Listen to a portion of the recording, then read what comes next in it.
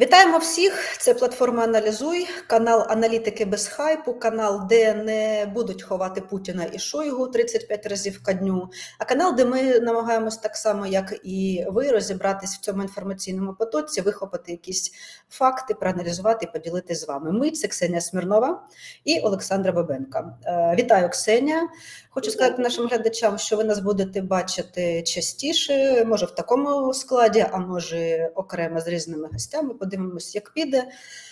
Від нас аналітика, від вас лайки, коментарі, можна матюки, але без особистих образ, тому що за це особисто я своїми руками все це баню і підчищаю. Як і сказала, інформаційний потік несеться, НАТО, прямо зараз новини поступають. Я не знаю, як ти, Ксенія, але я ось ці 2 дні, з 24 по 25 в нідерландському місті Герої Гаага проходив цей круглий стіл, скажімо так, ціною 180 мільйонів євро, вже наші колеги підрахувалися, це обійшлось, поїли, попили, навіть був майданчик для гольфа Трампу, щоб все було комфортно. І Марк Рюте збирає вже овації від колег, тому що була проділена дуже величезна робота. Я намагалась відшукати сенс, так НАТО взагалі він живий, як такий політично-військовий організм, чи можна його потрошку ховати. Але от бачимо, що виступив Трамп сьогодні і сказав, що його підтримка НАТО і, власне, 5-й статті, вона залишається непохитною. Що ти для себе помітила в ці 2 дні, що тебе здивувало, крім чеку за цю зустріч?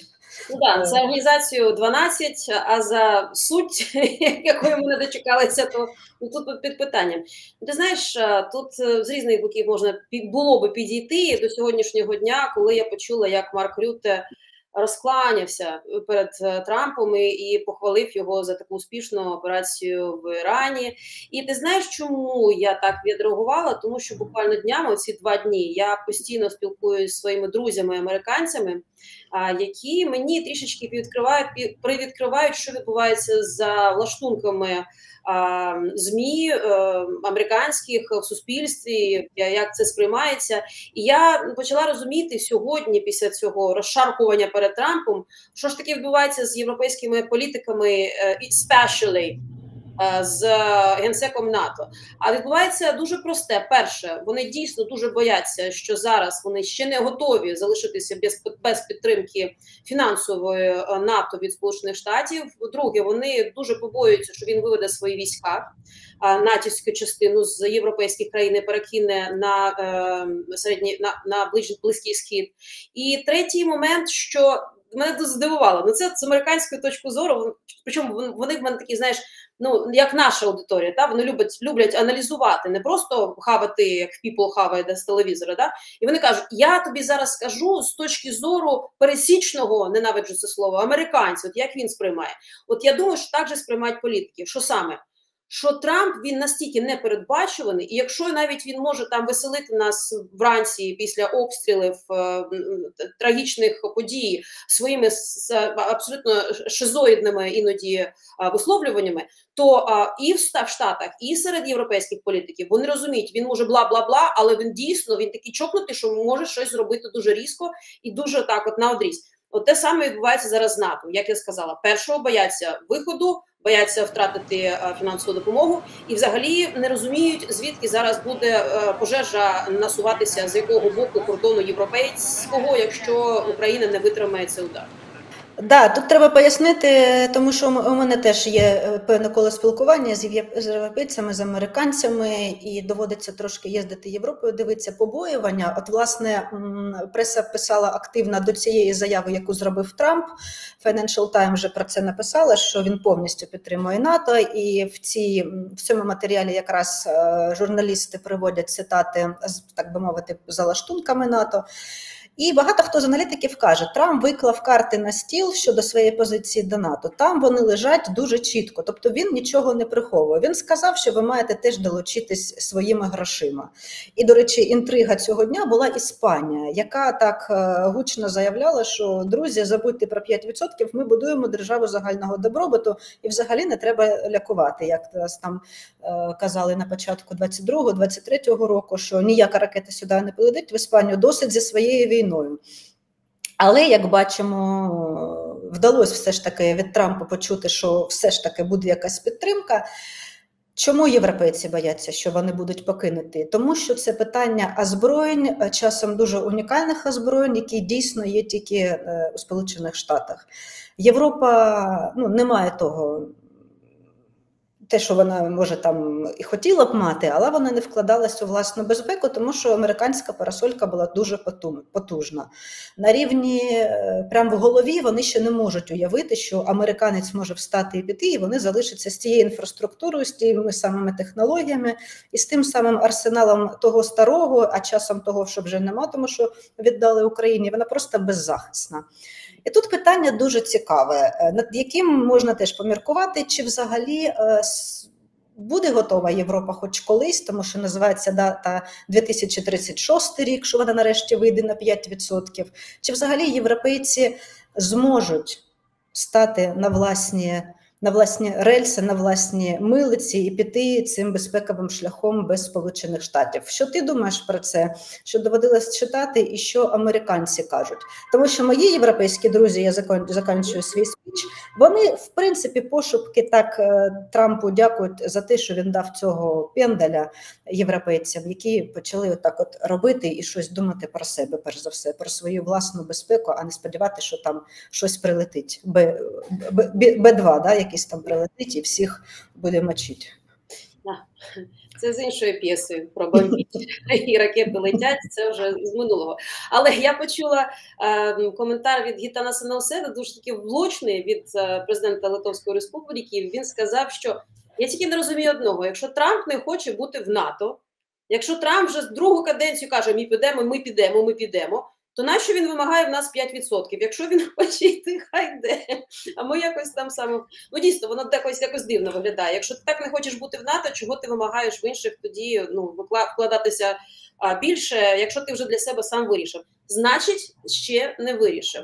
Це перший момент. А інший момент, я сьогодні прочитала на порталі Foreign Affairs, якщо не помиляюсь, була стаття, дуже така аналітична і дуже розлога. Я навіть там не могла дочитати до кінця, бо там трішечки буває так вода, і трішки щось там ту розбішали. Да. І головна цитата десь наприкінці, заради якої варто було дійти. Так. І головна цитата від Мерца, від канцлера Німеччини, який сказав, що до 30-го, ти кажеш 36-го, вони сказали, до 30-го року вони навіть, незважаючи на ті побажання від Трампа збільшити витрати саме на НАТО, вони збираються переоблаштовувати свої потужності оборонні для того, щоб виробляти достатньо і для себе, і достатньо для того, щоб прикривати нас. А це говорить про те, що Трамп хоче домінувати, але якщо піде за сценарієм Мерца, то, можливо, Європа ще й може перещегляти в можливості потужностей сумісних, американські потужності промислові на сьогоднішній день. Не знаю, наскільки це реалістично, але все ж таки Foreign Affairs – це ж портал для людей, які профі в цій сфері. Тобто які вміють читати довгі тексти, які вміють читати. Центри, які там щось прораховують. Ось ця цитата від першої Науседи мене потішила трішечки, і інша від Мерца, який сказав вже 30-й рік, на 36-й. Ставки ростуть. До речі, напередодні саміту написали спільну колонку Мерц і Макрон. Ми її перекладали трошки головні тези на «Аналізуй». Хто не бачив, подивіться, вона є. І вони якраз кажуть, що треба робити все поступово, об'єднуватись. До речі, тема об'єднання європейців, в тому числі, що стосується виробництва зброї, це окрема розмова. Тут ми знайдемо військових і подивимося, як вони взаємодіють. Про 5% це окрема розмова, яку можна розкласти, бо я зустрічала дані, що 1,5% тільки йде на став.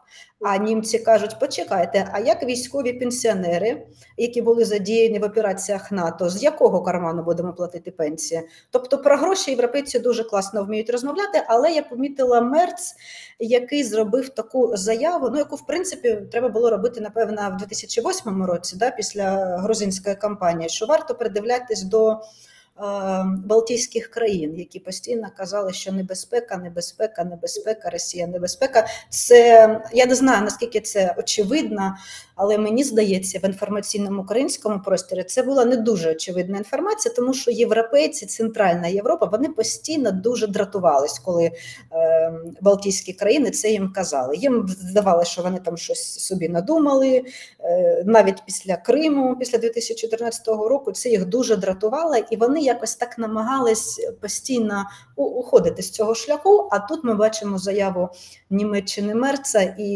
я звернула на неї увагу, тому що вона така революційна, як на європейський манер можна сказати. Мене, наприклад, ще радує той факт, що поступово лунають заяви, звісно, що зараз полетять там якісь критики і каміння, що це лише заяви, але ми поступово бачимо по краплинках, по кроках, що є інвестиція українського військово-промислового комплексу, або спільні якісь намагання, або якось так на перспективу. Британія там профінансувала певну кількість ракет за російські заморожені активи. Це все дуже і дуже радує, але питання для мене залишається відкрите, чи побачимо хоч якийсь результат в цьому році. Я не знаю, що ти побачила і що почула. Є якийсь певний оптимізм у мене, але якихось таких серйозних історій, мені здається, що побачимо на кінець цього року, на початок наступного. Я можу помилятися. Маєш на увазі перекривати можливості озброєння європейськими? Да, я маю на увазі більше заліза у нас від європейських партнерів, чи то виготовлених у нас, чи то з Європи, за їх кошти, якісь спільні необхідні штуки. Я просто підозрюю, що в них не буде іншого вибору, а з іншого боку, я розумію цю потужну бюрократичну машину, коли величезна кількість країн має кожна проголосувати, хто буде виробляти за ті гроші, які виділив Брюссель. І я розумію це ще з 2022 року, коли я перший раз потрапила в Європарламент і побачила, як це все дуже повільно рухається. Це не наш парламент, де там побили писок і все, вже повирішували. Поставили розклади дівку. Пам'ятаєш, була така історія, там що хотіли блокувати, спати там в тому парламенті. Ну, це смішно, але принаймні іноді це спрацьовує. Європейці, це ж правильно. І поки всі не переголосують, хто візьме ці гроші і освоїть їх, як в нас кажуть, да, воно не рухається. Не тому, що в них нема можливостей і потужностей, і фінансів. Не вірю я в це. Є. От було б бажання? Є. Просто це велика машина. Якщо б вони були окремі, кажуть, кожна країна, тому нам і треба орієнтуватися на те, щоб робити договори безпосередньо з країнами, такі як Німеччина, Франція, ті, хто дійсно виробляє і може постачати нам. Це питання бюрократії. Бюрократії і, вибач, але популізму. Говорять одне, думають інше, а роблять, ну, або роблять, або не роблять взагалі. Або роблять третє, або не роблять взагалі. Я хочу сказати, якщо до цього моменту хтось з нами ще залишається на слухай і отак киває і каже, да, я теж так думаю, то з вас лайк і якийсь коментар на підтримку нашого каналу, ми будемо дуже щасливі. 32 країни в Гаазі зустрілись, це члени країни НАТО. Якщо взяти по цифрам, то як військово-політичний альянс НАТО взагалі нічим не допоміг Україні, а окремі держави допомогли. І ти кажеш про бюрократію європейську, вона подекуди дуже смішна, абсолютно неефективна, але є більш оптимістичні люди щодо цього питання, які думають, що вона все ж таки якось впорається з власним тягарем, якось розвернеться і почне щось діяти, тому що європейці така нація, яка в принципі знаходить вихід з надскладних ситуацій. Що робити з такими, не хочеться матюкатись, тому що YouTube цього не робить, що робити з такими злодіями, розбійниками, як казав президент Зеленський, як Орбан, Фіцо і інші люди. Орбан, наприклад, заявив на полях НАТО, що, слава Богу, нема Зеленського, поряд не сидить, ми цього і хотіли, не треба, все. 155 вам разів казали, що Україна і НАТО – несумісні речі. І, до речі, в підсумковому документі, наскільки я бачу з повідомлень, прибрали згадку про Україну. Марк Рюте теж таким чином ще раз вклонився Дональду Трампу, там на лістику А4 форматів, щоб все було компактно, щоб не втомлювати нікого. То питання, що робити європейцям, що ти, може, чула від своїх друзів і якихось політиків, ось цими хлопцями і дівчатами, які начебто в Європейському Союзі, начебто в НАТО. Я особисто бачила в Будапешті зараз навесні 26-го Орман готується до власних виборів, і по Будапешту, хто може там живе з наших глядачів чи їздить, величезні плакати, де зображений Зеленський, Урсула фон дер Ляйн, НАТО, Європейський Союз, і тобто от на такому рівні, що типу досить годувати Україну, вона тягне війну, він будує свою передвиборчу кампанію. Що робити з цими недругами, скажімо так, які...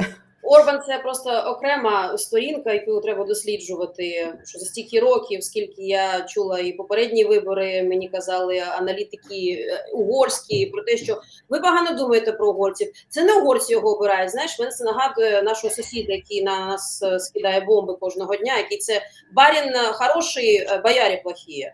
Оце так виглядає і з Орбаном, якщо ти кажеш, що знов вже говорить про те, що він буде намагатися перемогти в цих виборах, він би хоча б свою країну довів до ладу. Я маю на увазі нагодував, годувальник наш великий. Тому що я пам'ятаю, як ще кілька років тому він маніпулював своїм підписом під голосуванням надавати допомогу Україні, і доманіпулювався тоді, коли йому заманіпулювали підписом надавати допомогу Угорщині, саме економічному сенсі, від Європейського Союзу. Там величезний був транш, який мали прорахувати на Угорщину. Чому? Та все дуже просто.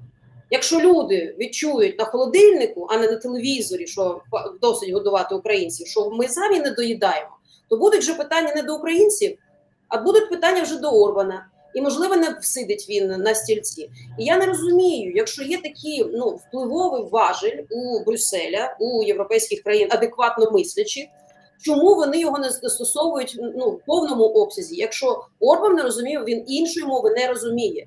Він звик так, КГБшними методами, він дуже багато спілкувався з красними офіцерами. Він все це знає, має на увазі його минуле, ще з комунікацією з представниками Радянського Союзу. Це все вже зрозуміло, навіть книжки про це написано. Навіть я інтерв'ю брала у тої людини, яка книжку написала про це, всі дослідження, всі про це знають. Є важель впливу дуже простий, економічний, і він чесний, тому що в нього вимагають дотримуватися порядку і законів Європейського Союзу. Все. Ніхто не робить нічого протизаконного, саме застосовуючи таку силу до Орбана. Але ти бачиш, як доходить до справи, обов'язково дають задню, як каже там одна пропагандистка з російського каналу. Я не знаю. Можливо, як і тут буває, як кажуть, рильце в пушку, тому не хочуть дуже сильно дражнити, бо він теж може дістати папочку на когось. Просто вже починаєш вірити в якусь чесну конспірологію, тому що, знаючи, що є такий простий важель впливу, він до сих пір до кінця не спрацьовує. А що стосується інших представників, таких як Фіцо, таких, можливо, які намагався виграти вибори в Румунії, нещодавно провалився. Це ж теж історія пов'язана з російськими грошами і тим, на що давлять росіяни, використовуючи ці гроші і пропаганду всередині. Це дуже просто. Популізм на фоні невдоволення суспільством, економічною політикою і станом речей в своїх кишенях і в своїх домівках. Ніхто нічого нового доки ще не придумав. Тому, можливо, якщо вони так роблять, то треба використовувати ті методи, які вони розуміють. Економічний тиск, аби вони не могли всидіти в своїх місцях, як вже російськими грошима вони спромоглися досягти цієї висоти посту президента або прем'єр-міністра в тій країні. Це моя думка. Дуже собі. Я в ці конспірологічні теорії не вірю, навіть в ці папочки, може вони і є, тут все дуже просто. Треба шукати гроші, і там великі гроші. Європейський Союз не має механізму такої дубинки, яка б вдарила по голові того ж самого Орбана і Фіцу. Немає інструментарію на рівні, як його задіяти. Тому що історія з Брекситом, коли Британія виходила, це було для них щось нове. Воно вдарило по репутації, там по історії, і зараз вони про це теж якось думають на якихось закритих зустрічах. А от що робити з такими хлопцями, як Орбан? Це все про гроші. Тобто, якщо ви не даєте мені гроші з європейської кишені, я йду до Путіна. Ну, це якби тут навіть нічого не треба прораховувати. Йому треба бабло, от і все. Треба чимось нагодувати, собі там трошки покласти, і взагалі оце і є цінність для Орбана. Ну, гроші в кармані. Я перепрошую, але повертаємось тоді до передніх наших розмов в ефірі нашої платформи. А звідки ж Путіна гроші? Ну, будемо відвертими, ну, Європа ж до сих пір торгує з Путіним і енергоресурсами, і іншими товарами, які не дуже світять в засобах масової інформації. І це є факт, на жаль. Тобто я піду Путіну, а у Путіна звідки гроші? Ну так ми ж даємо. Тобто, ну знаєте, ну треба вже від цих подвійних стандартів якось звільнятися, але я розумію, що я зараз говорю як мрійник більше, аніж як оптиміст. Це просто мрійник. Якщо ти кажеш, все, дійсно, це все про гроші, це дуже просто. Я дуже люблю, окрім того, що у мене політична спрямованість, і я якби живу в цьому інформаційному потоці 24/7, моє таке окреме хобі, це європейський такий цинізм. Пані Лагард приїздила до Києва, виступала, і це та сама пані, яка активно блокувала передачу російських грошей. Вона дійсно була проти цього. Вона не відсвічувала, да, як кажуть у нас, так серйозно, прям публічно і дуже сильно, але на закритих зустрічах і в аналітичних виданнях я бачила, що, власне, вона одна з тих, хто була проти. Але от вона приїхала на конференцію, там щось дала якісь обнадійливі заяви українцям по банківському сектору, всім дуже сподобалось, фотки і все таке інше. Я не вірю в те, що швидко Європа відмовиться від тих грошей, як ти кажеш, тому що вони просто історично ще не дійшли до цього, щоб все просто так взяти і відкинути. От коли накладуть санкції на Росатом, я особисто з Ксенією Смірновою вийду тут в ефір і скажу, що ми тиждень будемо відпочивати, святкувати, тому що це дійсно велика подія буде. Це буде величезна подія, якщо ви почуєте, що на Росатом накладено санкції. Можна пити 2 тижні, точно, тому що це величезна подія. Поки такого не станеться, і французи перші прибіжуть і скажуть, що ні, ой, не треба всього цього, і давайте почекаємо, тому що ми самі просто це не потягнемо. До американських друзів твоїх, якщо вже так з них починали і з ними завершимо цей блок, ми про НАТО говоримо, багато чого пишуть. Президент Зеленський, можливо, сьогодні в цю мить, коли ви будете дивитися це відео, зустрінеться з Трампом. Трамп вже сказав, що він класний хлопець. І з Путіним, до речі, у мене теж нормальні стосунки, все класно. Санкції. Америка має натиснути стоп-кран і запустити цей механізм санкційний, да, додатковий, про який багато говорять, але головне для нас, щоб вона якби повернулась до такого санкційного нагляду, тому що саме американці вміють слідкувати за порушенням санкцій. Як воно працює, де заблокувати. Так от, що кажуть американці, чому Трамп настільки заскочений на Путіна? Чи він реально думає, що Росію можна якимось чином відірвати від Китаю, чи варто залишити цей діалог, як каже Марк Рубіо? Ми не будемо зараз казати про санкції, тому що ми хочемо відчинити ці двері відкритими для діалогу. От постійне намагання цього діалогу для якихось дипломатичних маневрів. Вони розуміють, звідки це? Може, ти зрозуміла після того, як з ними поспілкувалась? Тільки так, аналітично, без емоцій, просто якісь раціональні. Я намагаюся абсолютно без емоцій. Ну, по-перше, просто треба читати між строчок, що говорить Трамп, і він, окрім того, що сказав, що гарний хлопець Зеленський, він сказав, що дуже ввічливо поговорив з ним Володя, друг єйний. Владимирович. Тому я думаю, що це просто трішечки більш так замилювання очей, тому що він роздратований тим, що Путін його не слухається. Я думаю, що він все ще вірить в тому, що Путін може допомогти йому, якщо розгориться ситуація в Ірані. І я не знаю, багато читала джерел саме аналітичних і західних, європейських, і американських, і ця думка, вона теж там прослідковується досить часто про те, що він вірить, що Путін йому буде допомагати вирішуванню питання, якщо це все розгорнеться. Зараз же цей момент зупинки бойових дій, це ж до першого сірника. І вже неодноразово, буквально як гриби виростають ті статті, де пишуться дуже жахливі прогнози, якщо це знову так от спалахне з цього єдиного сірника. І от цього бояться зараз американці. То, що Трамп відноситься дуже вічливо до Путіна, або він роздатрований тим, що Путін не виконує його якісь вимоги, про які вони тайно поговорили по телефону. Це поза лаштунками. А самі американці дуже бояться рикошета, який може отримати Америка від ісламських екстремістів, від радикалів, і не тільки, які знаходяться поза межами Сполучених Штатів. Ми ж розуміємо, що цих людей інспіровано дуже багато і в самих Сполучених Штатах. І для них це зараз, якщо то був мексиканський кордон, то зараз саме головний страх – це можливість терактів, і більш за все вони бояться терактів в Вашингтоні, бо це їх оплот демократії і взагалі сенсу існування Сполучених Штатів. Це все, що залишилось. Я зараз просто промовляю їх слова. Після руйнування близнюків башти, я пам'ятаю, 11 вересня 2001 року. Ось. Це їх найбільша біда, це їх найбільший зараз острах. Цим користується Трамп. І я тобі ще скажу, я запитала буквально сьогодні, а от скажи, будь ласка, ти мені зараз кажеш, от, показує мені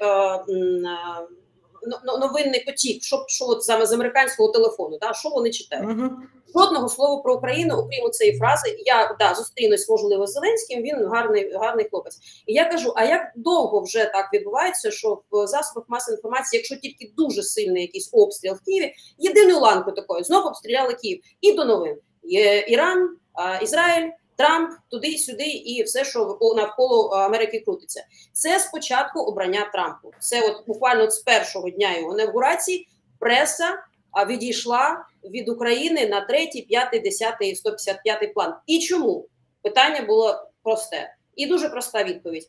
Ну це ж очевидно. Якщо йому щось не вдається, людина нарцистична за 125% аж зашкалює, вона просто з очей це прибирає і починає виставляти те, що їй вдається. А що? Ну, з його слів, йому вдалося бомбанути іранські родовища, де добувають Іран, і шахти, в яких... Ні.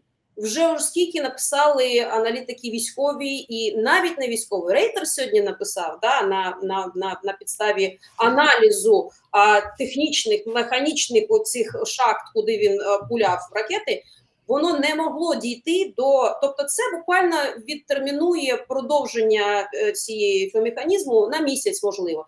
Бо під завалами треба все буде якось там,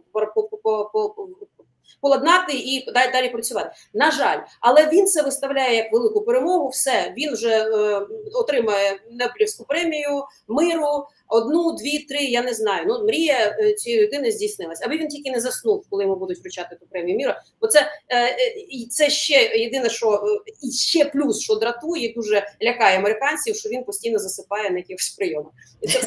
І путає Макрона з Трюдо, він на Макрона дивиться, думає, що це Трюдо. Сміється той, хто сміється останнім. Як недавно Джо Байден давав інтерв'ю, казав, що Боже, як соромно за Америку. Ні, не треба було сміятися з Байдена, бо вік, від нього нікуди не втечеш, він нас всіх наздоганяє. Тож оці острахи є в американських платників податків. І, звісно, що це дуже впливає на їх відношення, їх вимоги до влади. Ну, тобто, все отак от пов'язано. Так, з Україною, на жаль, вона зараз не в топах інформаційних.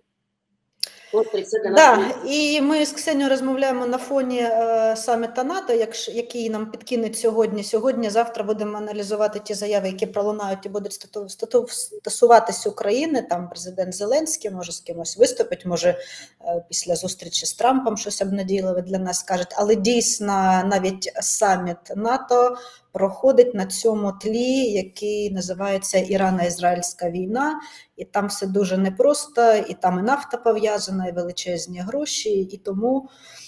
Але нам спостерігати за європейцями варто, тому що новини про нас перемістились в Європу.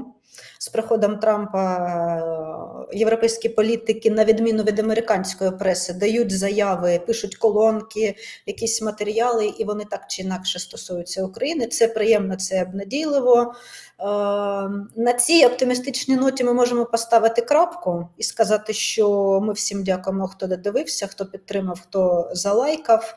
І до наступного. Але для цього оптимістичного крапки, оцеї, я б ще 2 крапки додала. Питання стаття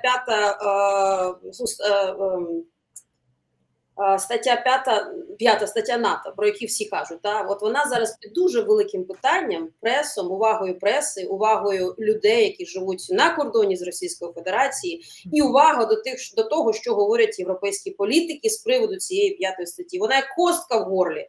Але вже не в Путіна, вона як костка в горлі в європейців, бо вони дійсно не знають, що буде відбуватися, окрім слів самих представників країн Балтії, з якими я спілкувалася. Я буду їхати драпати, я так скажу. Я буду драпати якомога швидше кудись в Німеччину. Ось так от планують вони безпосередньо захищати, бо бояться. А саме страшне, що дійсно це все бачить, читає, аналізує верхівка Кремля, і Путін про це теж знає. Тому я думаю, що це не костка в його горлі, це костка вже застрягла в горлі європейців. Як будуть розвиватися події? Отут 3 крапки. 3 крапки, і я додам про 5 статтю, може ми поговоримо з якимись істориками, чи Ксенія, чи я. Вона дуже непроста. Взагалі треба написати окрему книжку про 5 статтю, як вона з'явилась, як вона була непереборно проголосована в Америці, і як вона взагалі була, як знаєш, магічний меч джедая, вона так от була дана європейцям, і вона, в принципі, на початках свого заснування вона не давала ніяких гарантій. Вона була просто таким якось магічним мечем, який висів там десь в Європі, і люди на нього дивилися, думали, якщо що, то він спрацює. Оце цікаво. Пірамідка Гордона. Пірамідка Гордона.